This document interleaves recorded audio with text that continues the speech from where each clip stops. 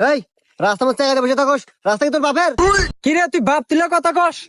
তুই জানস তুই কাহাতে পাঙ্গা নিতেছু?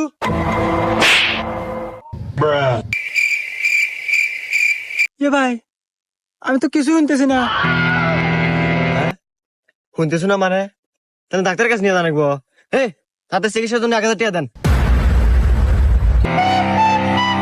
এ দাঁড়া, আরে উদয়কে আমরা 1,000 টাকা জরিমানা দেবো। ওই যে রামু কাকা আছে না, ও তো আমার আপন চাচা, মাতব্বর, সব বিচার করে। ফোন দিয়ে দেখে নিয়ে আসি, যে কোনো একটা ব্যবস্থা করে দিবেন, টাকা পয়সা নাকবেন না। দেখুন দেখুন। কি হয়েছে রে?